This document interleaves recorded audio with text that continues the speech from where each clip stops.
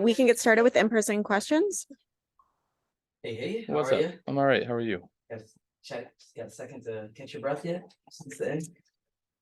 It's always weird at the end. It's always very sudden. And then you're like, okay, what do we do now? Can't remember what we do after this. A little bit team meeting, a few exit interviews.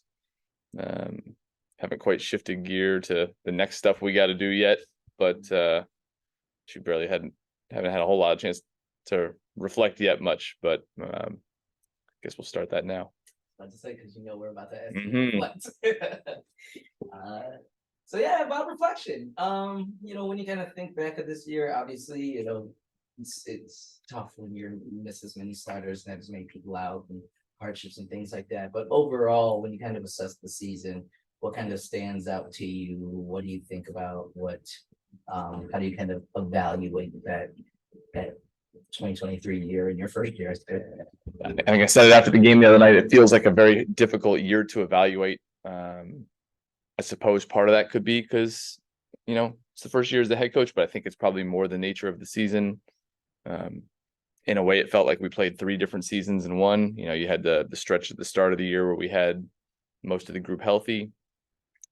Even then, though, I was I saw it written the other day. I forgot that we didn't have Maya right at the start, and then Christy missed some games before I was like, we didn't have it then. Then you had the stretch where we were just kind of losing somebody every other game and holding on for dear life, especially coming out of the All-Star break.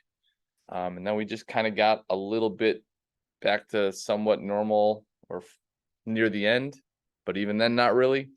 So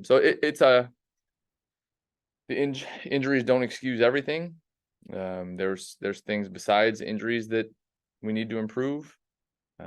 That was true, before we started losing people. We said, I think I talked about the offense every game for the first 10, 12 games of the season. But I think more than anything, you try to evaluate after the season, do we have the right mix? Do we have the right qualities? What, as coaches, do we need to do to create the right environment in practice, preparation, to emphasize and get the things we need. And at times this year, I think one of my frustrations, and I've said it to the team multiple times, was I didn't think we always looked in the mirror first when trying to confront the problems of the group or try to fix issues of the group. And it's much easier to do things collectively if you start by taking a good, honest look at yourself. I try to do that every day in my position, but I can always be better at that.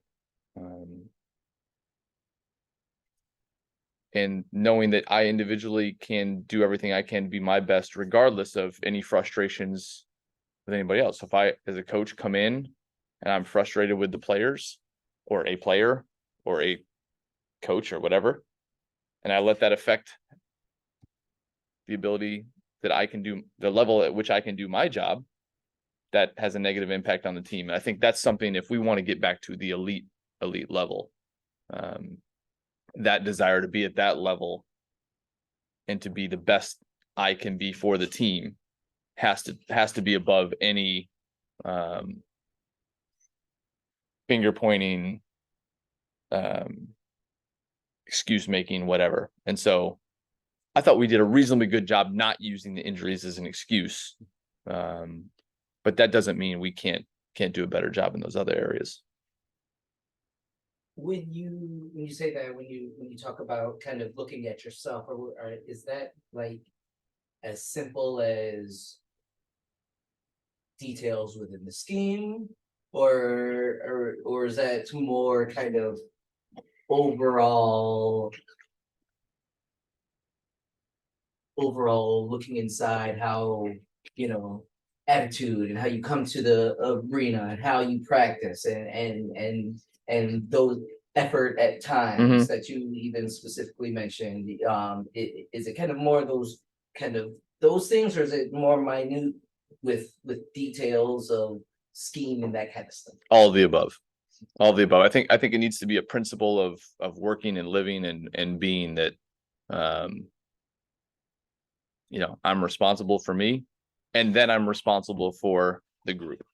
It doesn't mean I can't try to fix problems with teammates, or in my position with players. Obviously, that's my job, but let me make sure my house is in order first. And I don't know that we're like worse than a bunch of other teams, but Yeah. if you want to be the best, that's the standard to which you have to hold yourself.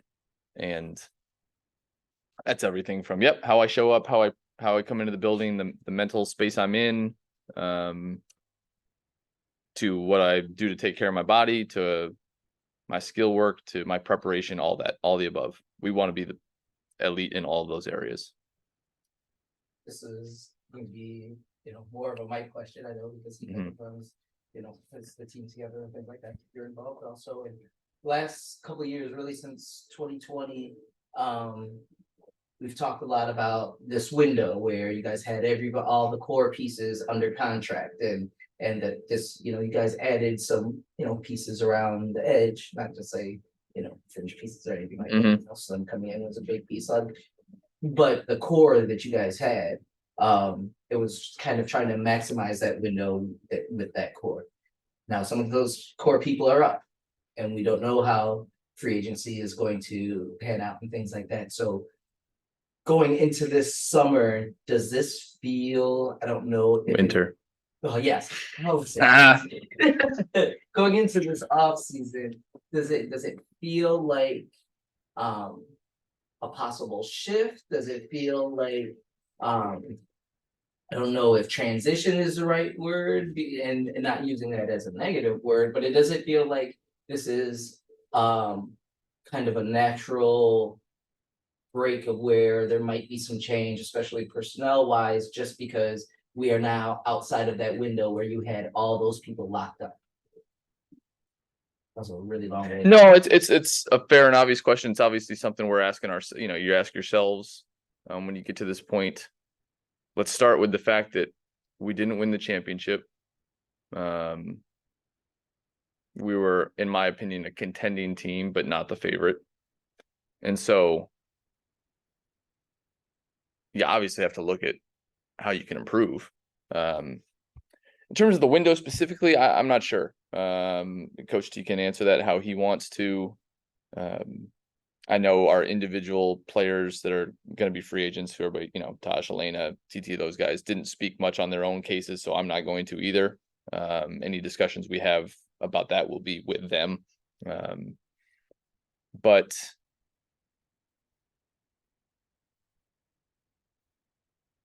the answer is I don't fully know sitting here today, because it's not all in our control. Obviously, players get to make decisions. One decision can affect other decisions and where we're at, but I think we are well positioned. We've got good players under contract. We've got multiple first round picks going forward. Should have some cap space. And I think we have players who can get better. They're here, and whoever comes back or whoever we add, my focus in my seat for the most part is how do we get the best out of everybody that's in the door. And so I think that applies to everybody, the ones that we know for sure are coming back and the ones that are going to be free agents from now until free agency starts. I'm thinking about, and I'm talking with them about how they can be better. That's probably my main responsibility. And then, like you said, I will have some input, but I don't know. It's definitely a little bit of an unclear off season, but I think we have good options available to us. Yep. Knowing what Vegas and New York have done, they've kind of set themselves up to continue to be at this championship level. Is there anything you learned this season about how you can make sure the Mystics remain in that conversation? I know there's free agency and the player part of it, but maybe from a coaching standpoint and a day-to-day standpoint. There's probably a lot to that question.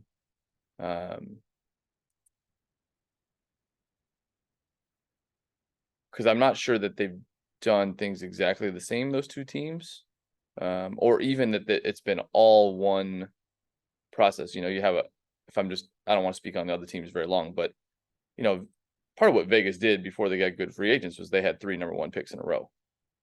And the team was bad enough they literally picked up and moved location. So I don't want to copy that necessarily. I mean, I love the number 1 picks, don't get me wrong. But that's where they started. And those players turned out, I mean, they did a great job developing them. Those players are excellent players. And then they added some free agents on top of that. New York is a little bit similar. I mean, they had number 1 pick to get Sabrina, and then they were really well positioned to bring people in. And they, you know, obviously everybody could feel the environment there. They've arrived at a good time with a lot of things coming together. I think what we feel like is we got to make sure we do it a way that makes sense for us. You know, we haven't had we had a number 1 pick that obviously we flipped for Shakira, so we got to develop Shakira. You got to think about how you match up with those teams. I think we did that, and we showed at various points against both of those teams and other top teams that we could match up. But you know, they did have a lot of weapons, so we know we have to improve offensively consistently on a night-to-night basis. We felt like we could match those teams as good as anybody in the league could defensively. But you got to do both. You got to do both. So we'll try to find players and adjustments and tweaks and whatever else to give us the best chance to compete at that highest level. I mean, I think we going to New York and hold them to 76 in regulation the other night. That's not an easy job, but we also scored 76. And I think Kareem, it was you that asked before the game, what's problem 90 or 75? And I said both, and we didn't bump the 75 up high enough. So you have to think about the context of the league you're in and who you're playing against. You can't do it in a vacuum. But I thought we had the right mentality and idea behind how we could match those teams. Wasn't quite enough. Slim was obviously the big addition this year, entering her into the team. What did she show this year that kind of will propel you guys for next season and beyond? I think she showed she should be among the elite 2-way guards in this league. You know, and she took the challenge that we kind of issued when we were recruiting her and signed her about being willing to shoot the ball, and that made a big difference to her game and our team's, you know, kind of ceiling offensively. I think she's coming into her prime now in terms of being able to work on the nuances of her game and her craft, her, you know, emotional, mental development as a guard with a lot of weight now on their shoulders as kind of a creative center of a team, which wasn't on her shoulders before in other places. You know, that's a big next step for her.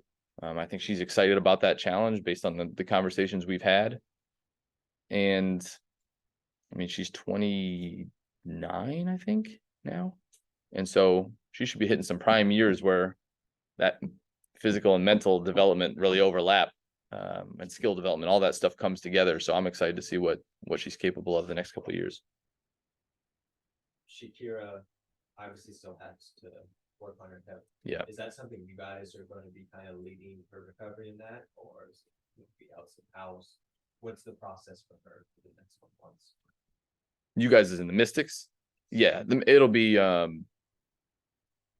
it will be largely in-house, and you know, I think I kind of alluded to it the other day, but the most important thing I think with her is just thinking about her long-term.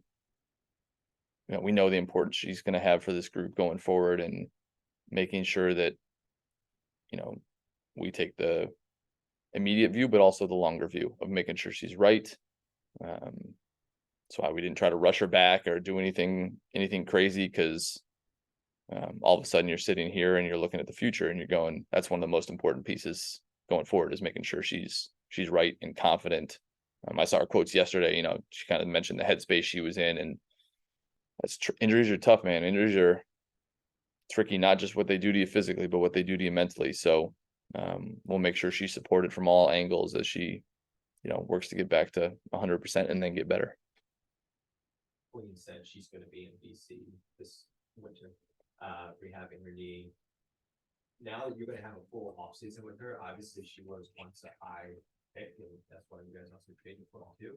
What does she do to position you guys going forward, kind of best utilize her? Obviously, you have Shakira, you just mentioned she's gonna be a big part of your future, but what's kind of the view for Queen now that you had her and you're gonna be able to maybe build on things heading into next year?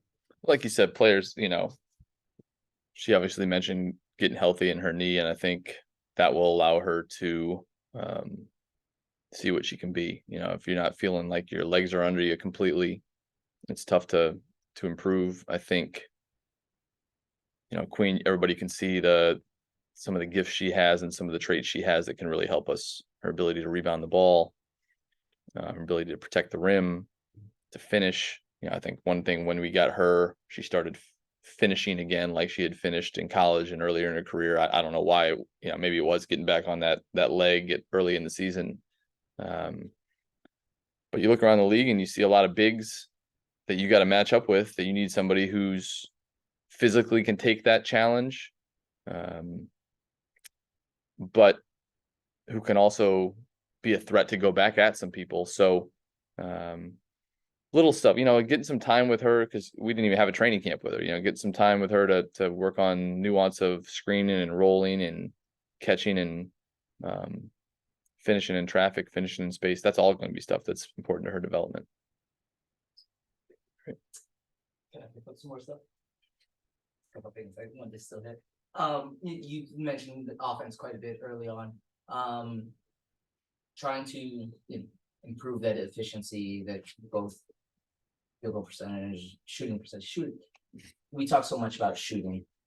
Is that something that can improve, that you're looking forward to improving kind of in the house, as far as just working with folks, or are we in a situation where the last couple of years we've said, hey, you guys could kind of needed to add a shooter? Are we still looking at adding a shooter, or the need to add a shooter, or do you see that as something that can be improved in-house?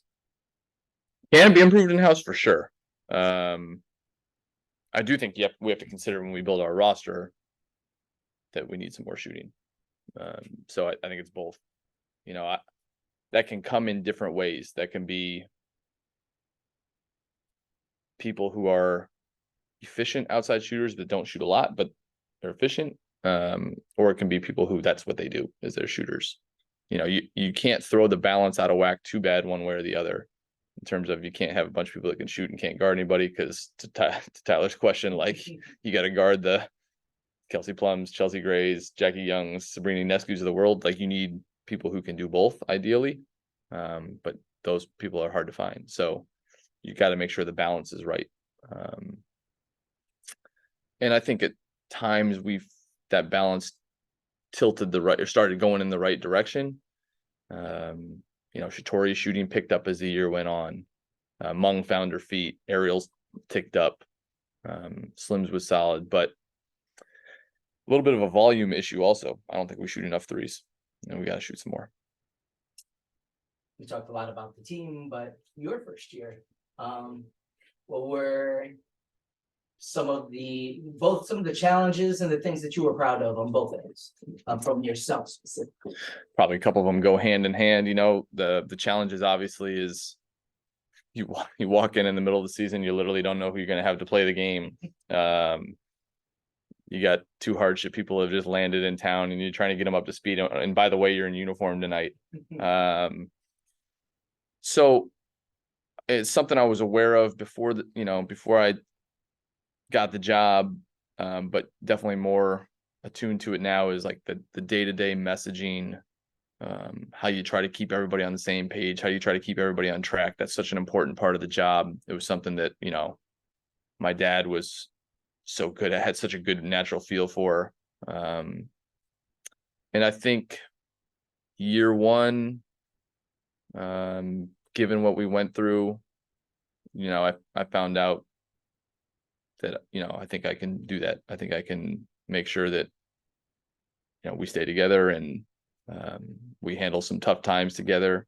And we did come out the other side of it, maybe not exactly where we wanted to be, but we did come through it, held the fort till we got some people back and got ourselves in the playoffs. And some years making the playoffs just feels like it could be taken for granted, but it was an accomplishment, I think, for this group, but not obviously the be all end all. Next one, then that was. How do you view this next stage of Elena's career? She's stronger than she ever had been before, and the ankle injuries or random stuff that can happen at any time. She also has played, I think I counted 51 games in the last since she signed a contract in 2020. What does the next stage of her career look like? Is she still, the number one piece that offense throws through? I'm just curious how you've seen her as her career continues to progress and at this stage where she's also transitioning how her game and how her body and all that kind of works. I think the most encouraging thing is, I saw her quotes yesterday as well, is that she clearly views herself as having a lot of really good basketball left in her. And that gives me a lot of confidence that that's true, quite frankly. I think people see her having dealt with injuries and kind of view it as, oh, it's a chronic thing. I'm like, no, it was a separate, she rolled her ankle and stepped on a foot. And when she played well. And so, she was close to 50, 40, 90 again. If you look at the numbers when you get into the games and the contract look a lot better if you take the last 2 years, even though this year did get derailed for a while. But she's going to be able to shoot the ball like that till she's about 70 years old. So, there's that always is going to command a lot of attention from defenses. You saw even in the playoffs, she didn't have her best game, but she made tough shots in a crowd of people. And, it's time is undefeated, but I think as you get a little older, get a little smarter, can get a little better perspective on how to maybe score a little easier or play to your strengths a little bit more. I think she's become a smarter team defender, individual defender as her career has developed. She just battled Stewie for 2 games and I thought did a really, really good job. And,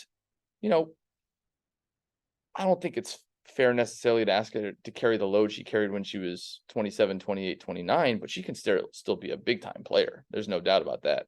And so it's all about putting the right pieces together. And I think, she was literally an all-star this season. Yeah. That was a thing that actually happened and was a fact. Yep. No questions, Alan? No, we'll go to Jen. Hey, Eric. I missed the players yesterday, so sorry if this was said, but can you tell us a little bit more about where Kira is and how long you expect her recovery to take this offseason? Are you expecting her fully healthy by the start of training camp? Oh, yes, that's definitely the plan. She's got, she gets a little bit more time to let that hip settle down a little bit now.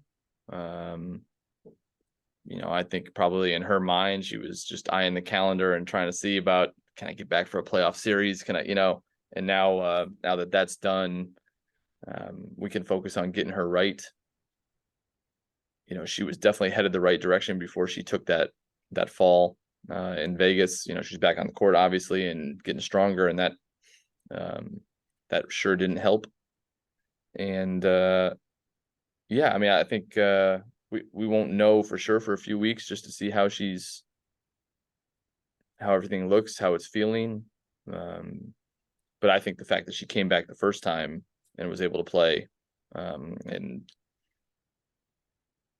I think that bodes really well.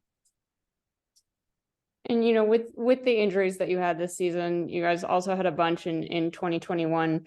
Do you chalk that up to a couple really unlucky seasons, or is there anything you want to do? I'm not sure what, but are there any changes you want to make to try to prevent injuries going forward? Very different seasons. Alicia Clark literally got her foot stepped on before she ever got to us and missed the whole 2021 season. Elena's, everybody knows that history. That was very different than the injury she had this year. Aerial steps on a foot. So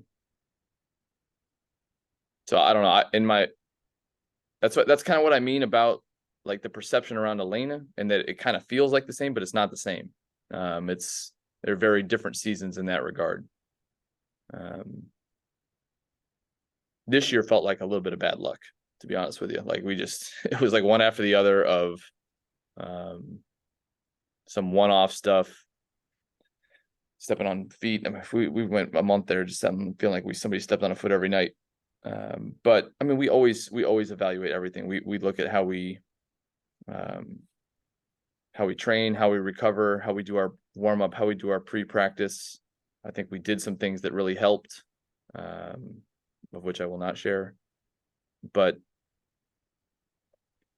I don't even want to I don't want to jinx going forward. I don't even like talking about it, but it wasn't like we had a bunch of wear and tear chronic style injuries this summer. I don't think that's really what we dealt with.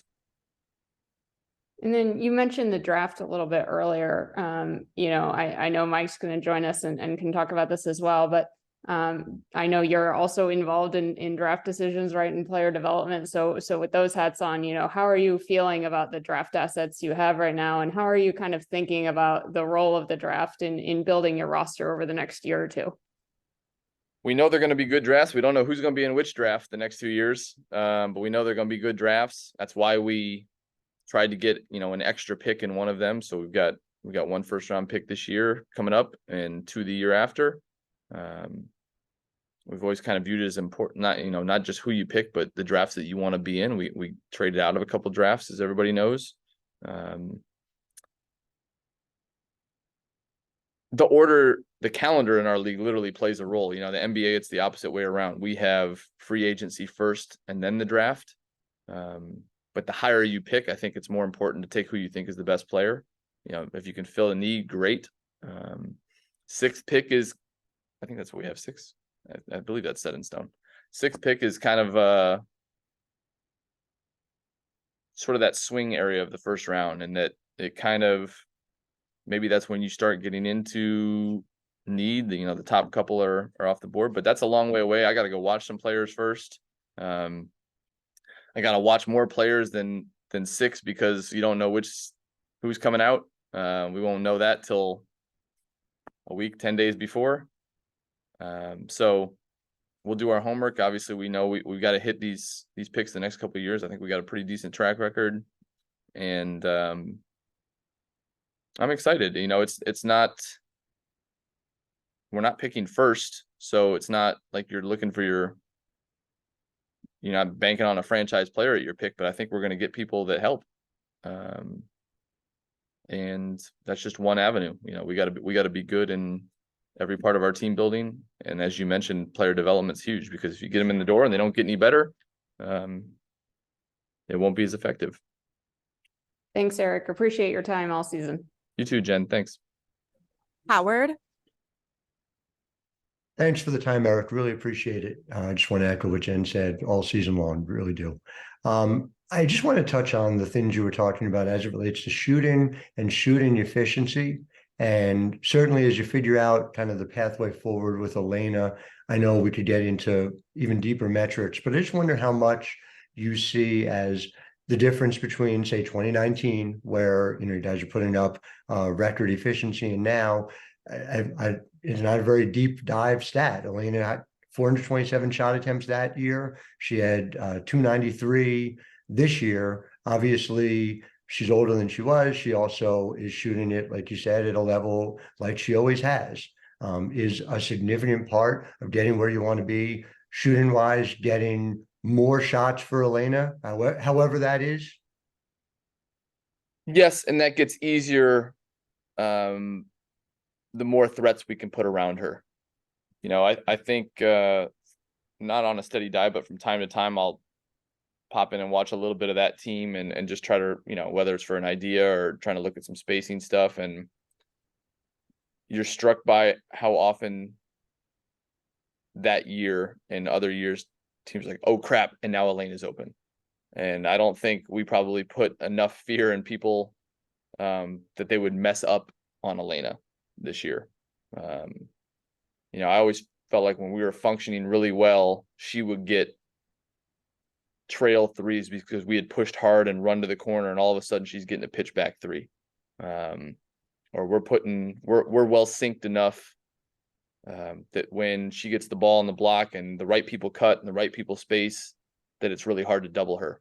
And in that area, I thought we did okay for a while, but then you take somebody out of the team for a month and you don't get to practice, and you know that's where chemistry and practice days and timing, having played together, really helps. And I thought we were making progress in that area right before the kind of the injuries started, and then we had to try to crash course it again at the end of the season.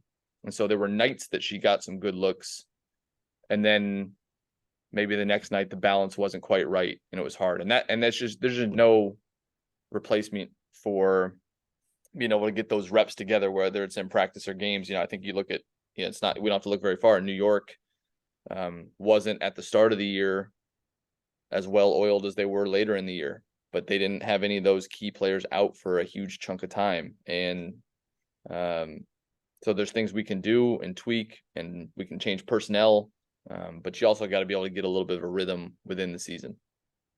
Makes sense. And I guess just sort of elsewhere on the roster, when we think about efficiency, off of shooting 39% from three, and obviously this is nothing new, but seeing what Shatori did for you this year, do you see her having potentially an even bigger role offensively? And again, also as somebody who's a given because you have her under contract already for 2024. Yeah, I told her for the percentage she shot, the biggest problem is not shooting more. You know, we're not cashing that one in enough. She's kind of shown 2 years in a row that even with a slow start shooting the ball, she can finish the season with a really good number.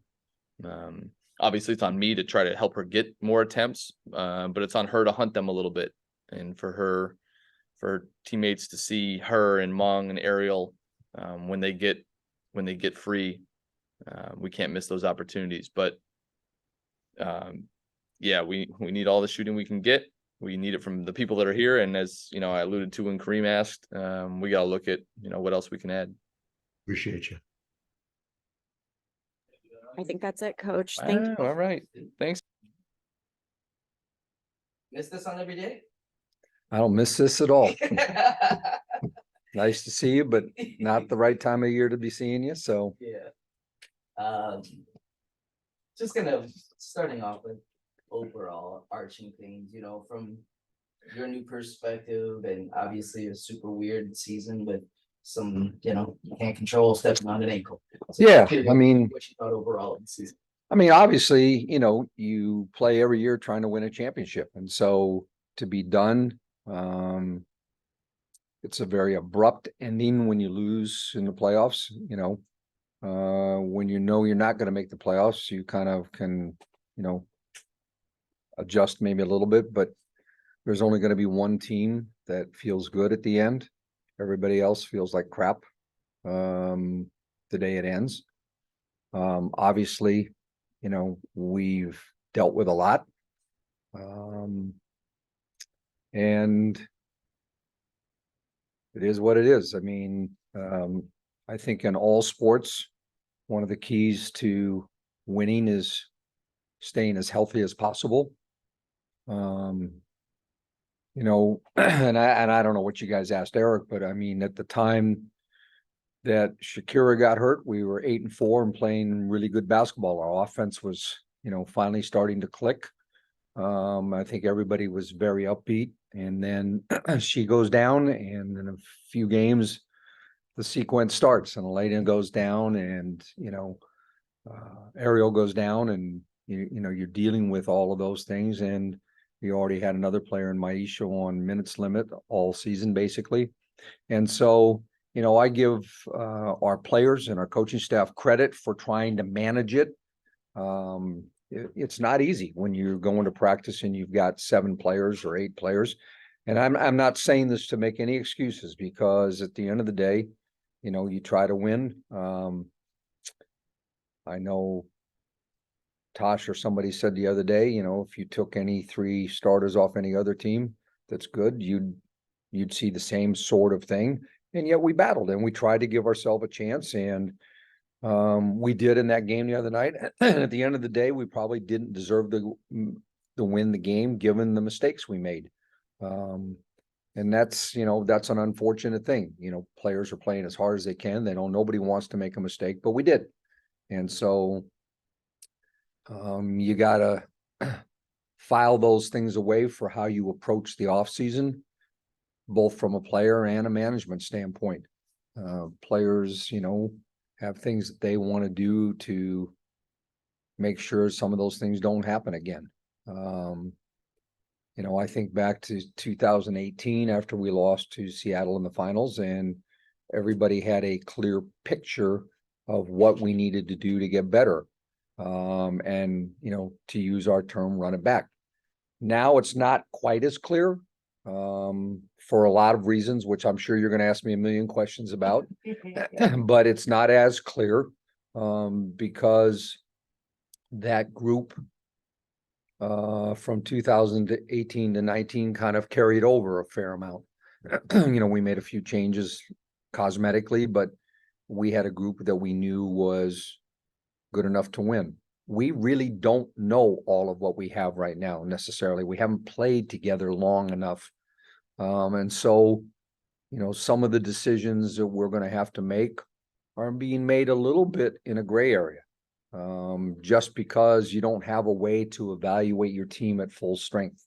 And I think the best way to evaluate a team is when you have everybody, you can pick out, all right, these are our clear strengths and these are our clear weaknesses. And that's not, we kind of know, but you don't know. And so, you know, we have to kind of really spend this off season nitpicking a lot of things. And that's the job description. You know, I'm a person that, okay, I look back and I try to use the past as teaching lessons and what we need to do better. But I'm one that looks forward right away and say, okay, here we go. What's next? And that's how we're going to approach it. But it's going to be a long process. There is no easy, quick fix for anything. You know, there are a lot of factors to put in there. Obviously, free agency is part of it. Obviously, health is part of it. Obviously, the draft is part of it. Trades are all part. They're all on the table. And that's how we have to approach every offseason.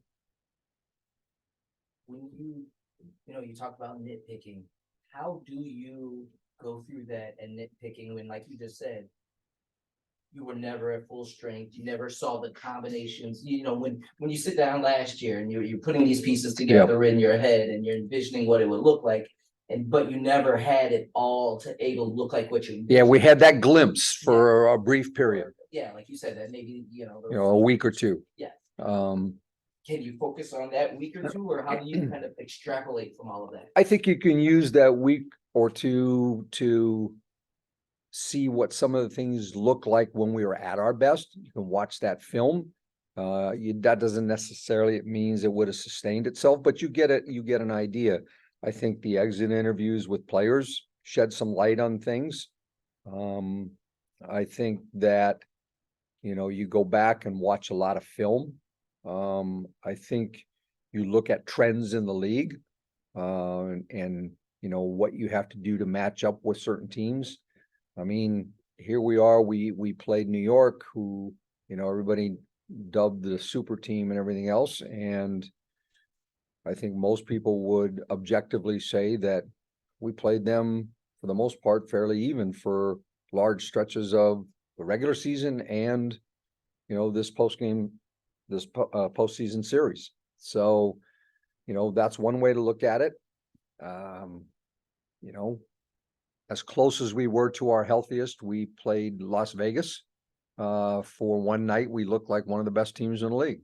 And there are other nights that, we didn't. So, I'm not going to be able to give you guys any concrete or easy answers. We might not have that until we get to the season, but the next concrete answer for us will be what we do in January and February, when we get to free agency. And, there are choices on both sides, when you come to free agency. And, that's not just about our own players, but other players that are out there, and, figuring where we are salary cap wise and what we can do going forward. So we know who we have signed and what they bring to our team now. And then we have to, figure out all the stuff around that. We've talked, you kind of mentioned knowing, when you had that, things were more clear Yep. cut after 2018. And we've talked about it these last couple of years that, there was this window where you had everybody under contract, and it was easier to kind of, I don't know if easier is the word, but you could find other pieces to add to kind of complement this core Yep. that you knew you had under contract. Now, a lot of those pieces are up. Does this feel like a more, I don't know if it feels. I mean, what's a lot? Well, you've got Elena's, Yeah. Elena's up, Tasha's up. It's two starters, two very Yes. prominent pieces on this team is kind of what I'm Yeah. alluding to a little bit. And obviously, Tiana played really well Yep.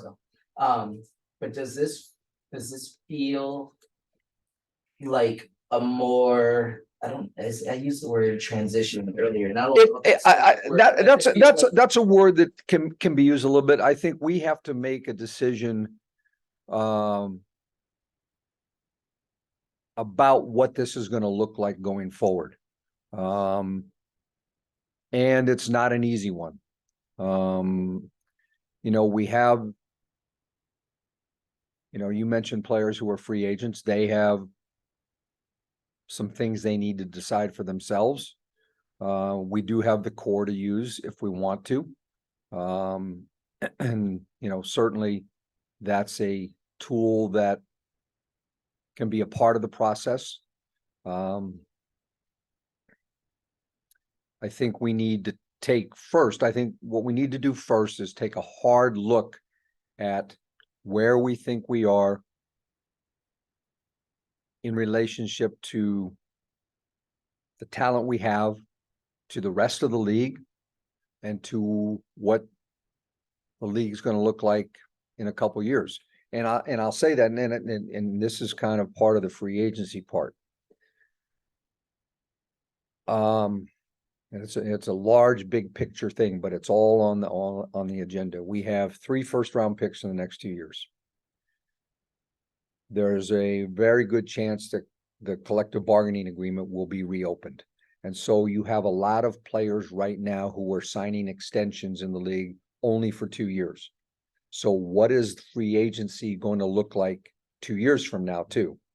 I think part of it is, if there is expansion, what can you protect on your team or not protect? And that's not set in stone at the moment. That's part of some negotiations to still be done. And so those factors are going to be a part of what you do, or how you factor in long-term decisions.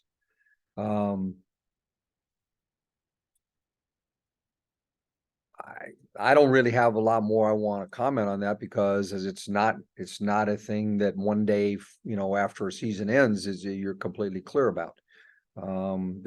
I think one of the best things to do for players and coaches and organizations is to not make any decisions based on the emotion of the end of a season. I think that's a long-term thought process, and you work through it gradually. One of the things that maybe I always hated how long our off season is compared to when I was in the NBA, and you kind of had this bang, bang, bang schedule of playoffs in, you got free agency, you got the draft coming up, you have summer league, and you got this. We have a long off season.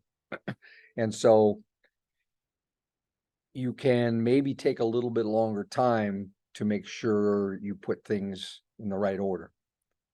It's a little bit different in that, different from the NBA is that we have free agency way before you have a draft. And it's the other way around in the NBA. And so one thing does affect the other.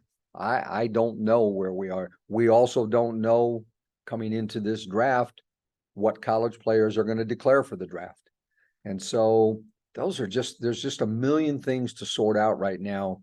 And I don't feel like I could even if I wanted to, I don't think I could give you a clear picture. I have some clear ideas in my mind about certain things that we need to do, but they will affect some other things we do. Yep. Doing all right, right? First year in the GM, and I'm not saying this just to go previous year, but how has this year, when you only have to focus on being the GM, set you up for this year? And as you said, maybe take a hard look at a larger picture. I think I can take the day-to-day emotion out of coaching the team. I think that helps be a little bit more realistic. I think for a while in our league, the trend was to combine the role because you were coaching them and you could scout them and everything else. But I think as the salaries have gone up and free agency has become more a factor, I think it's getting harder and harder to coach the players that you've negotiated with and done all those things with. I think separating it has made it a little bit better for teams and players. I think that I also can look at the rest of the league while our season's going on a little bit differently. I'm watching teams play each other without me specifically preparing to play them. I still think of it like a coach a lot of times, how I would do this or do that, but I can look at teams and look at their personnel a little bit differently or look at trends. I think that's been part of it. I don't get caught up in the day-to-day, frustration if a player is struggling or not playing well or hurt or whatever. I can take some of the emotional part out of the daily preparation or whatever it is I don't wake up at 6 a.m. now with 20 ideas in my head about practice. I wake up thinking about how I can improve our team. I spent, I think, 5 or 6 Saturdays in a row this season just trying to find a hardship player that could play for a week. So that was different. And I think it was good for our coaching staff that they didn't have to be spending their time worrying about that as much either. We talk about it with our staff, but I could go do that separately without having to think about coaching the game the next day at the same time. The other perspective I have is, because I've been a coach, I can appreciate the ups and downs of a season when you go through some of the stuff that we went through. We felt like we had a team that was prepared to compete for a championship. And I still look back if we were healthy and feel like we still did. But it's just a fact of games missed by key players. It's just the way it is. And every team at some point goes through that. Unfortunately, we've had that twice now in the last 3 years. And it is what it is. But I do think I can maybe step back a little bit better sometimes and take the coaching emotion out of it. Kind of alluded to it, but did you feel more prepared for when these situations happen? Have to go get a hardship player or make them in-season? Yeah, it's kind of funny though. Yes and no.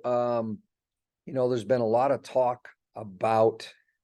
There's 2 parts to this, but there was been a lot of talk by fans and some of the players about, God, there's all these players out there that are getting cut because we only have 12 teams and so many roster spots. And yet when you go to start trying to find players to plug in as hardship players, there are not many experienced players out there that you can plug in right away. You have to have some specific needs to fill. Or the other thing is that players were already signed late in the season to go overseas. And a lot of them that we would have signed to bring in as hardship already had contracts overseas that they had to start reporting for. So it was interesting to go through. I think I was as prepared. I had long lists of players, but some of them you just started scratching off or they were hurt. mean, we called about one player I won't say who it was, but there was a young player that we wanted to look at, and we had a hardship availability open. And on, I'll say Saturday night, that players agreed to come, and on Sunday morning went to work out because they were excited about coming here and tore their hamstring. So, I mean, that part of it was interesting. So it is what it is. I want to ask a quick kind of basic question. In the past, I know you had Elaine and had Tosh to kind of, I don't want to say making the decisions, but kind of be involved in the process. Or help recruit or whatever. Exactly. Now that they're both free agents this year, are there other players in the roster that you look to? And we asked Slim yesterday, and she's like, I'm leaving that to Mike and Aaron. What's the process? I think there's part of that. I think I'll speak to it as maybe, let's not talk about our two players first. Let's talk about other players that are out there. I'm still going to talk to our key veterans about other players, other places, and ask their input. They've maybe been teammates with somebody overseas, or they've played against them or played together at some other point. And so you ask for their input. If there's a certain player out there that you really, kind of pinpoint, you would ask some of your veterans to help recruit that player. I think with the two players that of ours and Tiana also that are free agents, I don't know quite where that is going to go as far as their interaction with their current teammates or whatever else. I think that's still to be determined. My first initial thing is to leave them alone for a little bit. Let them get through the emotions of this season first. So and then we have to do the same thing. Take out the emotions and look at reality about where we are. And I think that's all I'm at right now is give everybody some space. You brought in Slim this year. What are your thoughts on what player she became this season, and how he positions you for what you guys will do next year, 2 years? Well, I think first of all, we've got her and Ariel and Shakira and signed longer term. I mean, Maisha has another year, but those are key parts of our team that are signed. I think that somebody like Slim can speak to others about our recruiting process with her, how it worked out. I haven't read her comments to you guys, but I think she will say that this has been everything that she wanted it to be for her.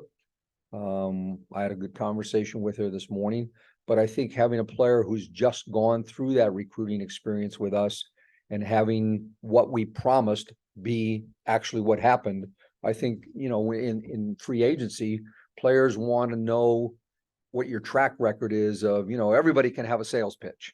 And I think that the proof is in whether the sales pitch lives up to the reality. And I think that somebody like Slim can speak to that.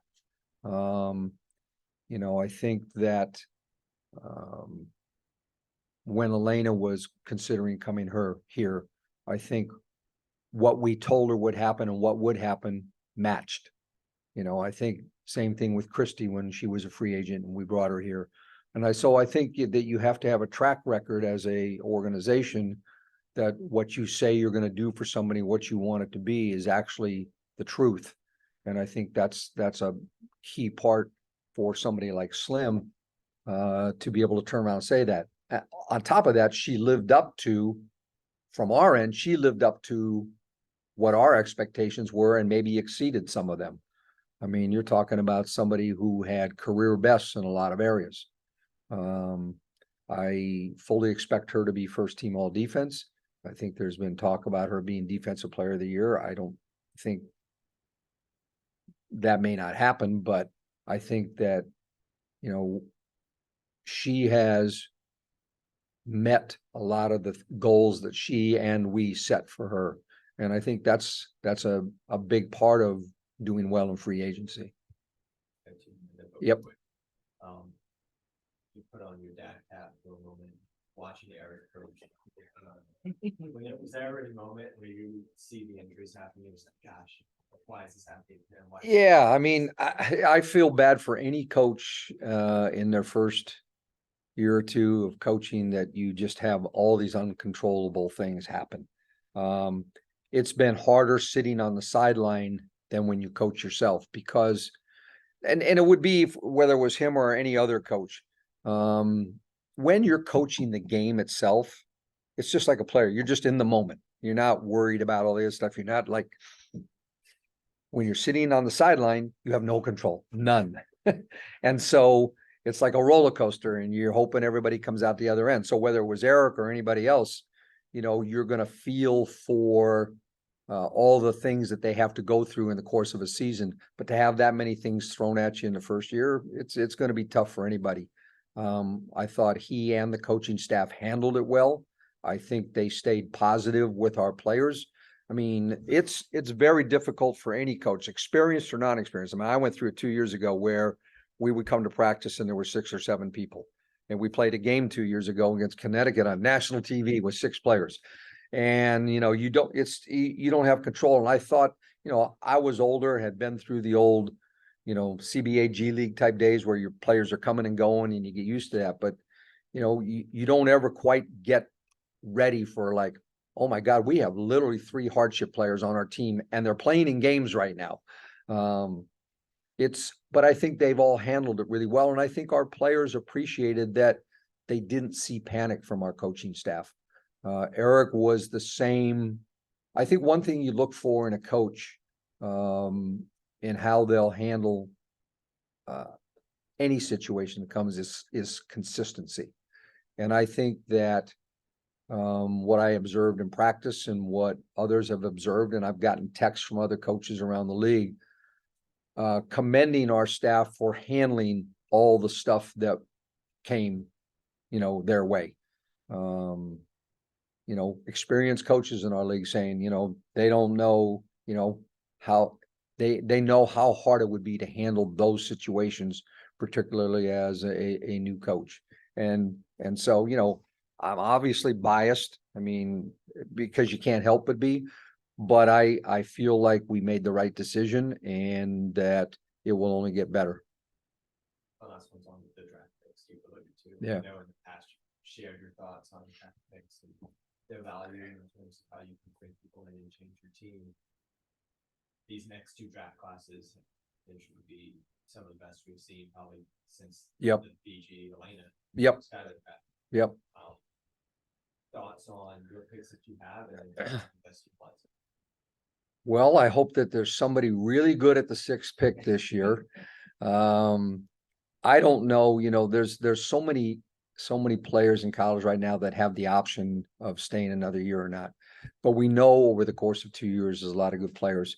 We have not been in any hurry to trade any of those picks because we feel like as our team has gotten a little bit older, we're going to need to infuse some younger talent into this team, both from a competitive talent, energy, athleticism standpoint, and from a salary cap standpoint.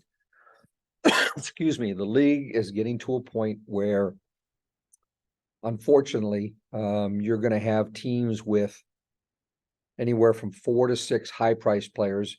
And to balance that out, you have to have some people that are talented on rookie contracts or young player contracts. The middle of the pack is kind of getting squeezed a little bit, salary-wise.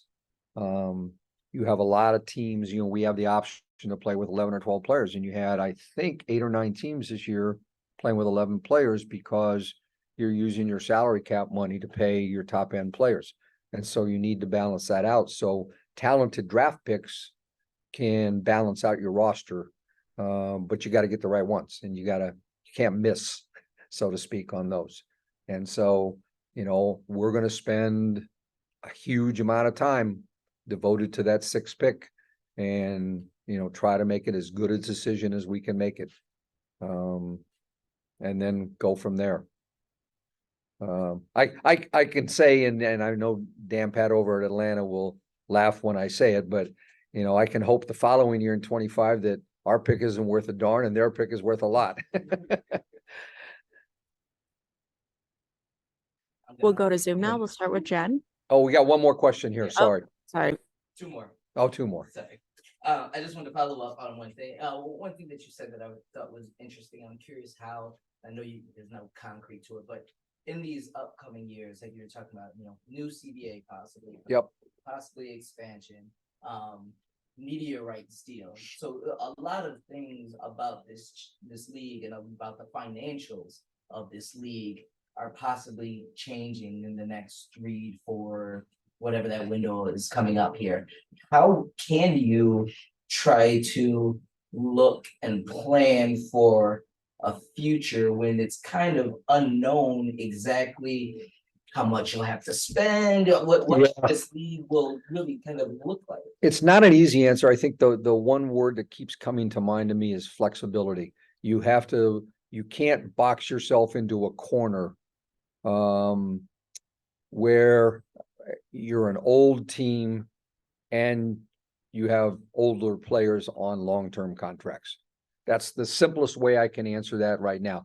There's no absolute about that. You can have a couple players, but I think you have to have enough flexibility to be able to move a piece, have a player that's desirable to somebody else, or, have an open spot in free agency and not be locked in that you couldn't go sign somebody. If you're going to trade one of your top picks, you better know that what you're trading it for is, worthwhile, or it leads to something else. And I go back to why we traded our pick in last year's draft, or why we traded down to take Shakir so that we could acquire an extra pick. Those are the kind of flexibility things I think I'm talking about, so that you have multiple choice. You're not boxed into only one or two choices. So I think, I'm not, as a GM or coach, going to be able to control any of the financial part of it. That's going to be decided by somebody else. But I can make sure that we have options. And I think that's the biggest thing. And last one for me. I think we touched on this. I'm curious. I asked Eric the same thing. When you look at, how do you view, or what stage do you see Elena's next step in her career? I know it's been a frustrating year these last. I don't know that I really want to try to answer that right now. I think that's more her in some ways. I think the starting point for all of that is, if I were going to ask, questions, is how do you feel, Elena? How long do you want to play? What goals do you still have out there for yourself? And I think those are questions for her before we even get to the us. Mhm. Thank you. Now we'll go to Jen. All right. Hi, Jen. Hi, Mike. How are you? Good. Thanks for doing this. You mentioned having the 6th pick and you've had pretty good luck at 7. So just want to ask you about Ariel real quick. First off, how was it for you seeing a player that you kind of surprised everyone taking, set the franchise career 3-pointers record this year, and then how much easier or maybe not easier, I'll let you fill in the blank, does it make your offseason to have signed her to that midseason extension? Well, I'll start first of all, the Ariel pick was more of a surprise to the outside world than it was inside the league. There were 2 teams lined up behind us ready to take her if we didn't. So it wasn't like she was a total sleeper to everybody. I just think that we never bothered to tell the league when they invited people to the draft that she was on our list, because I don't believe I need to share information with other teams or the league. I think the second part of that is, I'm very proud of where Ariel has developed and the person she is. We knew that she was an adult when she came here. I mean, our veterans, that very first year, she was playing like a veteran player in the playoffs. I think it was against Atlanta that first year, and how good she was. And I think that she's always been a poised young adult And so I think that's a proud thing that anytime you draft a player and you see them grow up and continue to get better, I think that's a big deal. And then the other part of it is I've asked Ariel to really try to visualize what she wants this team and her career to kind of look like. And that was part of our discussions during the free agent the contract extension. And, she would have to answer some of it, but for us, having a player with that kind of poise and maturity, as a key part of your team going forward, she's never going to be that splashy player. That's not who she is. She's going to come in, get the work done, be consistent, do your job every day player. And I think the more of those you have, the better off you are. And I think if I could find a few more Ariels out there, I would feel really good every day, at draft time. And, you talked about the injuries in several answers already, and the struggles of finding hardship players. Does that make you support roster expansion? If the salary cap gets. I'm not touching anything that has to do with collective bargaining agreement. That's off limits to us. Every coach wants more players. That's all I'll say. Alrighty. And then, this offseason, in the past, I know you've had years where several players have been in market in the offseason, and that's been helpful to have, at least some of them together and able to work out together. Are you expecting a similar setup? I don't know yet, because some of them are still working through their overseas, whether they're going to play for all of the offseason overseas. Some are going to try to play for part of it. I know that Shakira is going to be here. I don't know all of them. We have a couple under marketing agreements, but they won't be here the whole time. They will be here a couple weeks at a time, do some appearances, maybe be gone. We have one player, actually two players that will be overseas, but when they have the kind of the international break in November and February and stuff, they'll come in and do a few things for us too. But I don't know that it'll be as many as last year. We have more kind of going back overseas this year than maybe in the past, just because they've gotten really good jobs. Are you expecting to have Christy around rehabbing, or is she Christy is going to do, I think, most of her rehab in Dallas right now. She has a place there. Her sister lives there. She has a PT person that she can go to. So she's going to probably do a good portion of that and then come back up for checkups here and there. And last thing for me, Maisha with her knee surgery a year ago now, a little bit longer recovery than I think anyone expected. Just how do you evaluate how she was able to do this season, and how do you see her kind of, building on that or fitting in to what you're building for next season? Well, I think we saw in this playoff series a little bit more of the Maisha that, we had expected. It was a lot longer process, more than she thought it would be, more than our medical people thought it would be, for various reasons. And those are, private medical things. But I think her comment to me is she felt more like herself this past month, going into the playoffs. It's the best she's felt in a while. It's very frustrating when you want to contribute, you want to play, and you're on a minutes limit, and the minutes limit is kind of for your own good, to make sure you don't re-injure yourself. Hopefully, this last month and a half or so is a good omen of what's to come. Thank you. Howard? Hey, Mike, appreciate you taking the time to chat with us. I have a couple. The first one, I don't want to ask you to endorse a specific change in the CBA. I just want a clarification.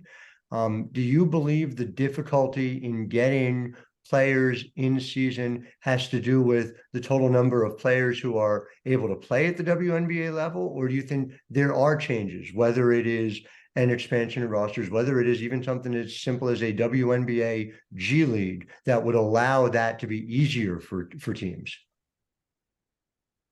I don't know if I have a really an answer for that, Howard. And I'm not trying to be evasive. I think it's a little bit of a combination. I don't think that we've had very many great draft classes the last few years. So, I know that fans of particular universities can't believe it when one of their players gets cut from a WNBA team. I smile occasionally at, the passion. I love the passion of those fans. I think it's great that they support the players that came from their school. I think that's but we're the ones that see those players play every day. And no coach or GM is going to cut a player that they think can help them. And so a lot of times a very, very good college player is lacking something at our level. It may be as simple as size at a certain position. You can get away with being a 6'1" power forward in college, and you may not be able to get away with that in our league unless you're an exceptional 3-point shooter. You're an exceptional, you're a top 10 type rebounder. There are players that play point guard in college, sort of that in name only, but they maybe really can't handle the pressure or whatever comes in our league. The sad part in all this is to try to figure out a way. This is not an indictment of anybody. I wish we could find out a way to help these players who are close develop, but they're not being cut from our league because we're being mean or and I know there's a case being made. If we have 2 more expansion teams, some of these players are going to make the league, but they aren't going to be stars. They just aren't. They are going to be role players if they make the league. And we've had a kind of a downturn since the pandemic of not knowing who's going to be in the draft and what players are going to be available, and players have been able to stay an extra year. And so I don't know that we'll know kind of where we are with all this until we're after the 25 season. Would I love like I said a minute ago, any coach would love to have as many players as they can develop, but also there's a second side of that. And I've been through that. You also don't want a bunch of players sitting on your bench that are unhappy and they're not playing. There is that part of it psychologically and team chemistry wise. You watch, the New York, everybody talks about what a great team they are, and they have depth. But when the reality came down in the playoffs, they're playing 8 players. And so they have 11 on their roster because that's what the salary cap has done. And they played 8. And so if you have 13 or 14 sitting there, you're going to have some unhappy people. That's just, I don't have an answer to it. I just know that that's a reality. And related to the reality, and you've spoken at length about this before, but there's a number of things where you talk about after 2025, whether we're talking about. Excuse me 1 second, I'm going to cough. Sure. All right. Sure. Whether you're talking about a new TV deal, whether you're talking about the potential opt-out, at this point in the year, if expansion got announced tomorrow, hypothetically, it wouldn't be for 24, and the clock is ticking on 25. As you conceive of your plans for the Mystics, I wonder, do you see it as planning through 2025 and then a different set of plans potentially for beyond 2025? I'm sorry, I'm just getting over a cold. I think you have to try to do a little bit of both, but I think the reality is that there's probably going to be, if I were going to guess conservatively, 40 to 50 or more free agents at the end of 25 in our league because of the contracts they've signed right now. Almost every extension has been a 2-year extension. It's different. The NBA can sign longer ones when they know a collective bargaining agreements come up and players can have opt-outs. That's not in our league. So I would like to think we could plan beyond that, but the reality is what I can plan is to try to make sure we have enough draft picks beyond that, and have some money available in free agency. Right. Right. And I assume agents aren't even talking beyond 2025, right? Because of whatever. I'm sorry. Going on. Just that agents are not even talking beyond 2025 right now. Correct. Okay.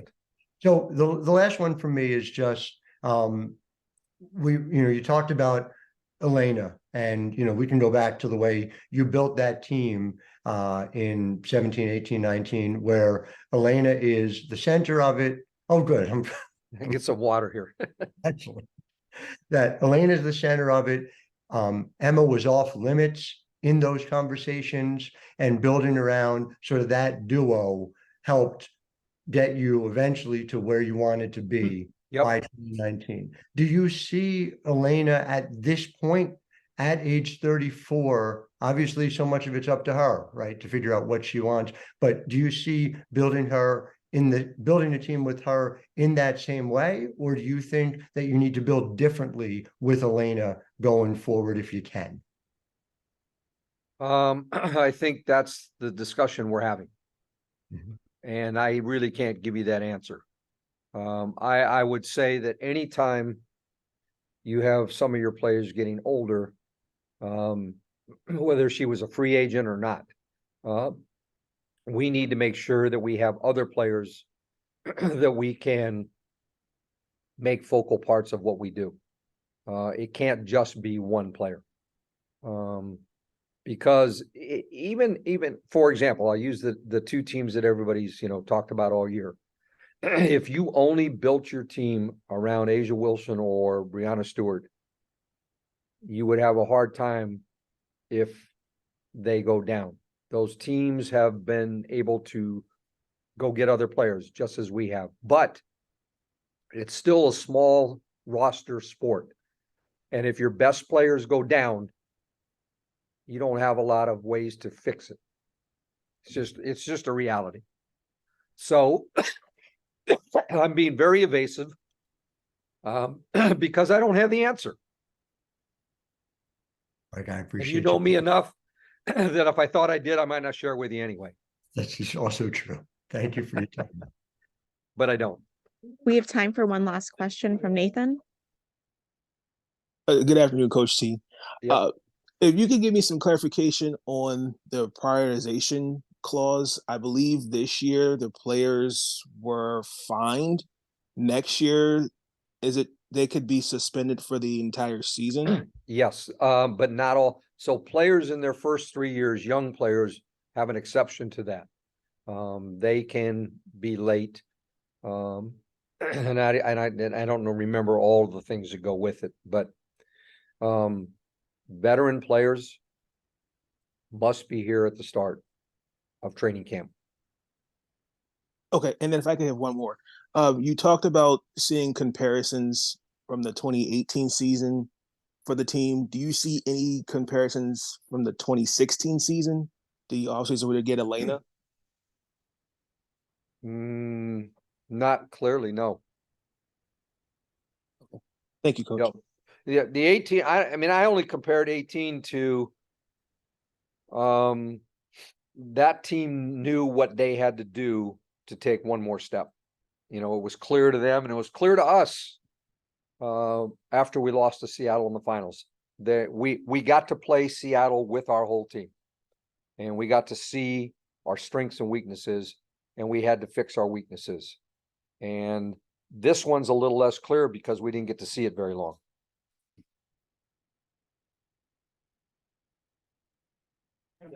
That's it, Coach. Thank you. You bet.